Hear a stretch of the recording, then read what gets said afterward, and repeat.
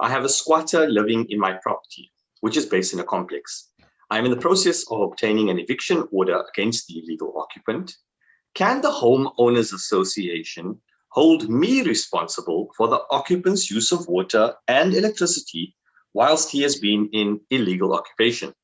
Surely this is criminal activity against the Homeowners Association and should be carried out by them. Bruno? So did I get this question? All right. So yeah. right. Remember, you are a member of the Homeowners Association. Pure and simple. Homeowners Association has no connection whatsoever to the tenants.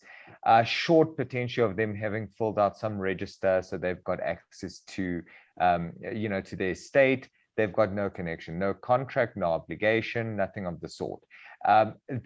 Typically, well, okay, let me rephrase that though. There are certain occasions where a tenant, by virtue of driving through their estate, living within their estate, would accept certain rules, to which they bind themselves within their estate. So these would normally be it speeding limitations or noise restrictions, that sort of thing. So there are very general rules that tenants are made aware of.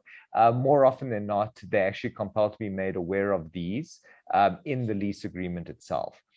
So in the lease agreement, sorry, one moment. In the lease agreement, there would be a provision there for a display or an attachment where all these rules would actually be set out, and the tenant would bind themselves to these rules. So now you've got a set of rules. You've got the Homeowners Association and yourself as a landlord. Most of these rules would be enforceable by you as a landlord against the tenant. So payment of water and lights, you can't just put it on the tenant in the lease agreement and expect the Homeowners Association to go sue the tenant. That remains your responsibility. So membership fees, levies, anything that needs to be paid, you would have to pay it yourself.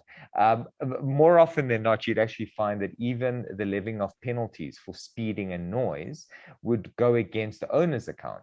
So even though, yes, there might be a right for the estate to actually reprimand or close close the swimming pool area down and ask the tenant and remove the tenant, the penalties would probably be for the owner's account.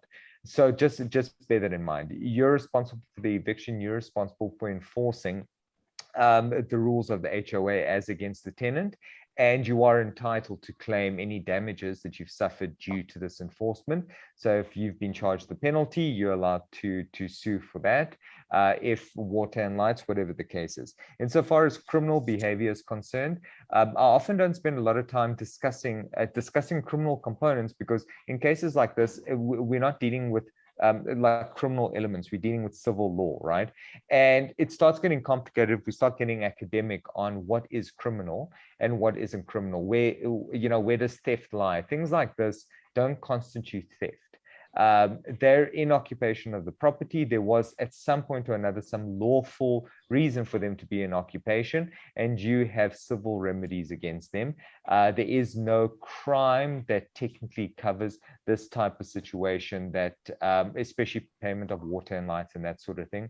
There is no criminal offense that can actually be enforced or prosecuted.